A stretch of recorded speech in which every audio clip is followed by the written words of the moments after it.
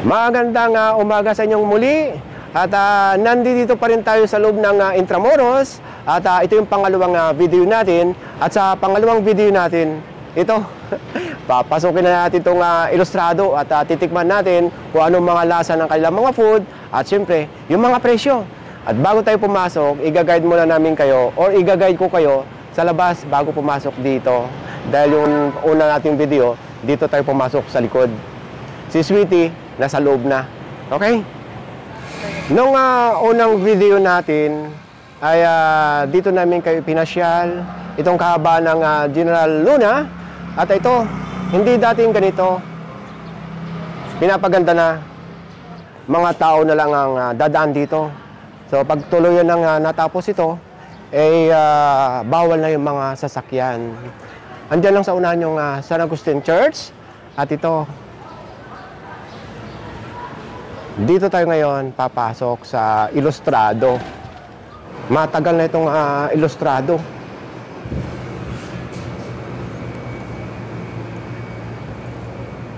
Pagka ganitong weekends, karamihan ay reservation. Pero tayo ay walk-in. Kaya malalaman natin mamaya kung saan tayo uupo or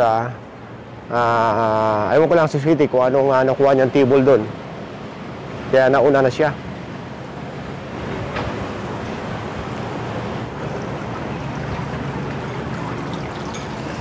Oh.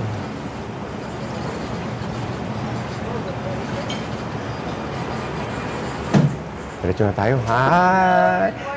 Good morning, Miss Sel.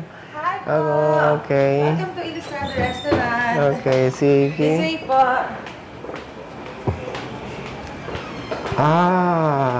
Ito yung This is the cafe, sir. cafe area.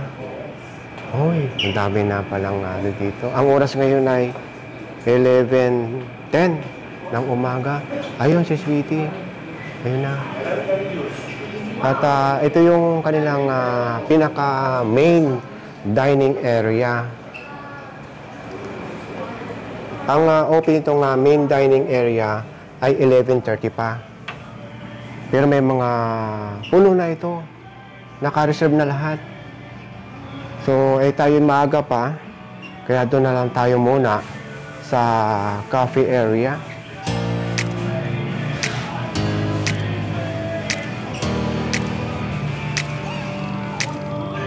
Hello. Hello. Good morning. Ayan.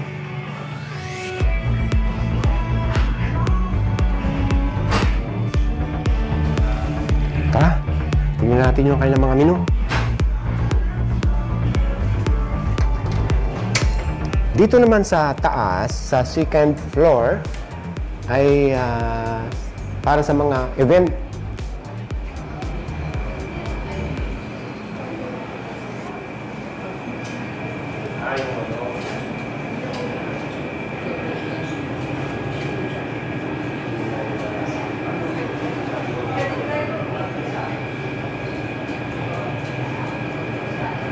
Yung maagang dumadating dito, dito muna sa cafe area, magko-coffee or magla-lunch. Kasi pwede ditong coffee or mga lunch menu. Ang open nitong ilustrado ay 8 a.m. hanggang 6 p.m. Araw-araw. Ngayon sa main dining, nasabi ko nga kanina, 11:30 ang open. Pero itong cafe area, 8. Nag-order tayo ng 5 klase ng food. Yung kanilang signature, saka yung kanilang signature salad. Maraming pagkain dito. Kapal, oh.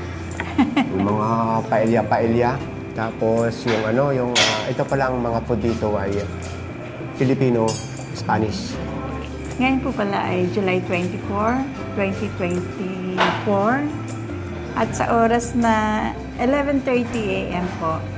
Saturday. Dumating na yung 5 order natin. Ang bilis, sabay-sabay. Ito yung kanilang signature salad. Caesar salad. Ayan. Titignan natin mamaya kung ano ang mga sabi niyan. Meron pa rin isang in-order tayo na kanilang signature. Itong kanilang bagnet.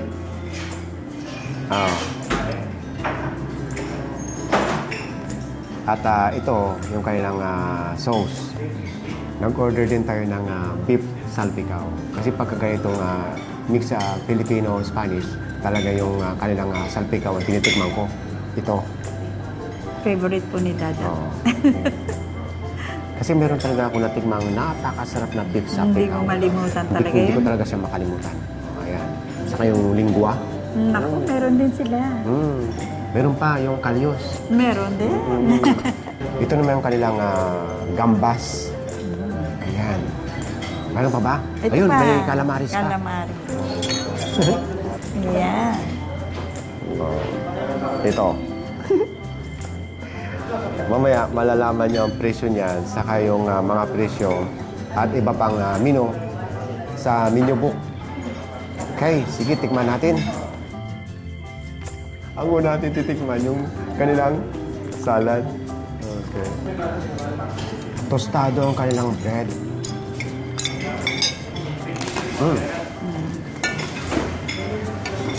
Sa halip na diced na croutons ba yan? Crotons. Croutons. Ito, pinalapad na croutons. Crunchy.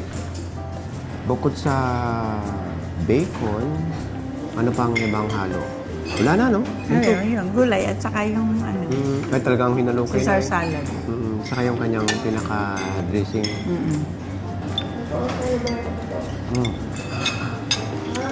Iba siya sa natitikman natin talagang dressing ng Caesar salad. Sa akin, ang panlasa ko, lumamang yung asim. Lumamang. Ngayon, ang titikman natin, sabay, itong kanilang isa ring signature, itong bagnet, dito yan. Ito naman sa akin, yung salpicao. Titikman ko ito. So, yan ha. Yan.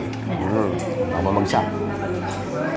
Yung nila, sausawan nila, parang may bagoong. Pakita natin. Ay, ito yung tunay na bagnet. Oo, Bagnet talaga. Kasi bagoong. yung bagnet daw talaga sa Ilocos ay talagang bagoong yung kanyang sausawan. Kasi itong bagnet nagmula raw ito sa Ilocos di ba? Di ba, Sweetie? Yes. Ayan. Bukod sa bagnet, pritong talong at yung talong bagay na bagay dito sa bagoong. Ngayon, titignan natin itong kanilang atsara dahil kung matamis, maghahalo yung alat saka tamis. Okay, sige. Salamat sa tinidor. Ito naman yung aking beef salpicao.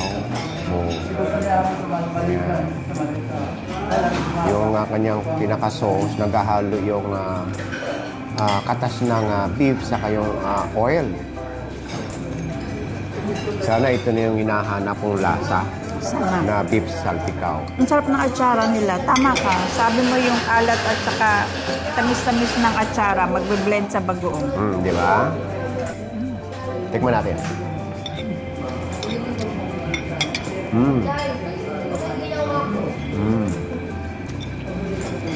Hindi pa rin. Iba pa rin. Iba pa rin talaga. Masarap nga siya yung bagoong at saka bagnet. Combine ng meat. Tikman mo yung combine ng bagoong saka yung eggplant. Ayan ang the best. Saka yung atsara ha. Yung lasa ng beef salpicao. Lasang-lasa talaga yung nilagay na anong tawag doon? Worcestershire sauce? Lasang-lasa. Saka yung konting butter, yung lasa niya. At, Titikman ko na yung talong nila. Manamis-namis siya. At ang kanyang sauce, masarap talaga sa rice. Masarap talaga yung talong na may bagoong. Sarap. At yung kanyang meat, ay malambot. Malambot siya. Masarap kagatin. Kumusta naman ang texture ng bangnit nila? Napakalambot. Yun ang sasabihin ko na nga sana sa iyo eh. Napakalambot. Tapos sa haluan ng bagoong, naku. Tikman natin itong kanilang bangnit. Kaya nasabi ko kanina, itong original na Ilocos kasi nga yung kanyang sausawan ay bagoong. Kasi nung unang panahon daw, may nakausap ako, yung original ng bangnit ay binuburo. Ngayon, pinapasok sa tawag dito, sa katawan ng puno ng kahoy. Doon daw talaga binuburo. Paki-comment ng mga kabayan na yung mga tiga Ilocos at kung nakakalam ng original banggit, kung tama nga ba yung sinabi ng kaibigan kong tiga Ilocos mismo. Tikman natin itong taba nang walang or hindi sinasawsa dito sa bagong. Walang timpla. Wala siyang timpla. Na magpapalasa talaga yung bagoong. Lagyan natin ng bagong.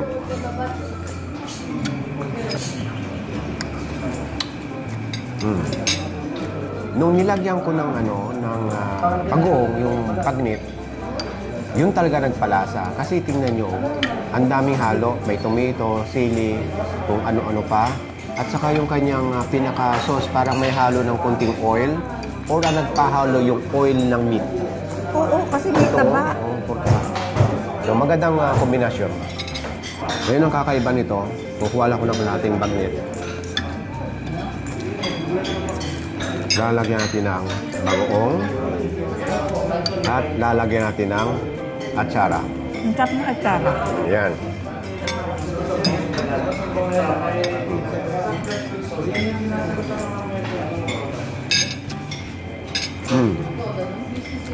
Ang lasa niya, maalat-alat, Manamis-namis. manamis-namis, maasim-asim. Very good combination. Gusto ko ito. Yung kanilang signature banggit. Pangalawang salpikaw ko na natikman na nasatisfied ako sa lasa. Nag-rice ka na dahil titikman na naman natin yung dalawang klase ng ulam. Itong calamari sa prito sa itong kanilang gambas. Salamat, Titi. Para maubos natin ang kanin. Oo naman. Tanghalian eh. Asan yung sauce ng calamaris? Ito. Ito yung sauce ng calamaris. Yan siya. Hindi natin ilagay. Para, ayan. Yan. Ngayon, itong calamaris ay dry. Ito yung magpapalasa sa kanya. So, papakita ko naman sa inyo yung sauce nitong gambas. Ayan siya. So, siyempre ilang hipon ito. Siguro 6 yata. At ito yung kanyang sauce.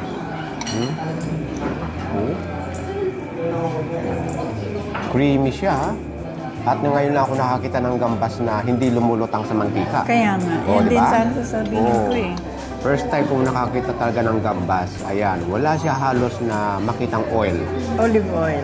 Ayan Meron siya pero siguro yung konti lang. Konti lang. Ayan siya. Kunting mantika lang. Hindi siya talaga lumulutang. Oo. Okay, sige. Yan sa'yo ito. Para alam kong paborito mo yan. Pareho pa namang seafood yan. Yan. Sige. Titikman natin muna itong calamares nang hindi sinasawsaw dito.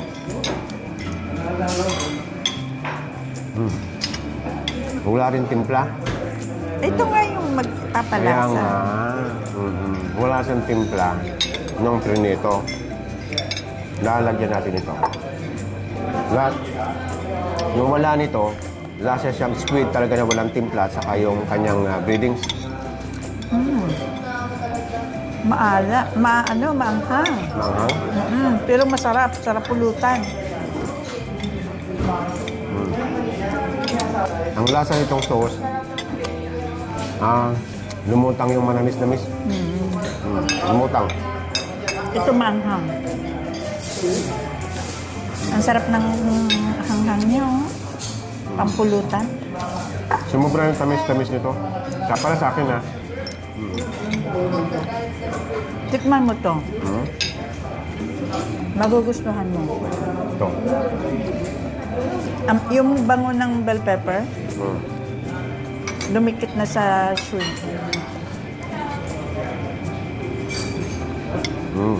No? Yung gambas na natitikman natin, na lutang halo sa mantika, yung talaga ay mahuhuli mo talaga yung lasa ng shrimp, yung kunting anghang-anghang, yung paminta, lasang-lasa. Ito naman, wala kang masyadong makikitang oil dahil ang pinaka-prime ingredients nila, yung katas mismo ng bell pepper, ng tomato kung meron man, di ba? Mas gusto ko to. Yan. Kasi ito, ang nagpalasa mismo talaga yung kanyang mga gulay. Sarap.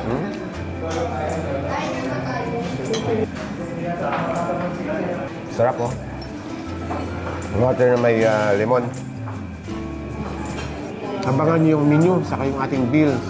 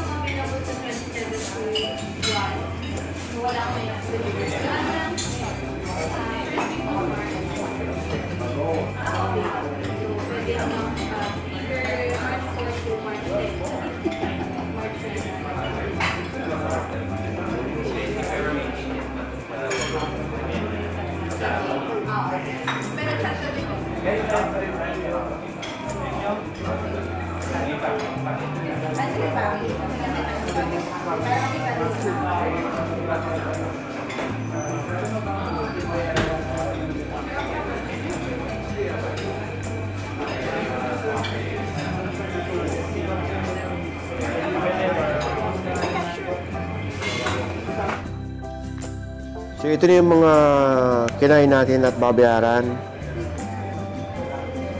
So dito sa baba, may mga food yan na diniscount. Ngayon, yan na lang binayaran natin. 2.6. Kaya na, nasa 3.5 yan eh. 2.6 na lang. Oo, yan. Yan ang babayaran natin. Bali, naka-discount pala ako ng 250. Service charge, 225.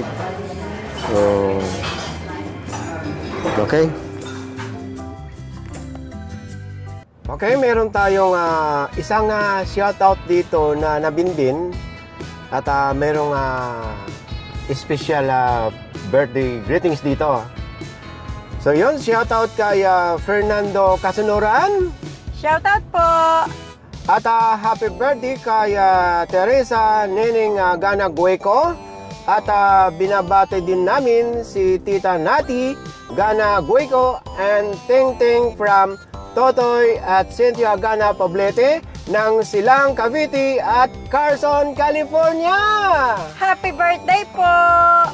So yun, shoutout sa inyong lahat at happy birthday sa lahat ng mga celebrant ngayong February. Shoutout po sa inyong lahat. Hi, Ate Bebot and Kuya Paul. Oo, Paul, oh! Maraming salamat. Suot ko itong Puma. Yun, bye! Bye!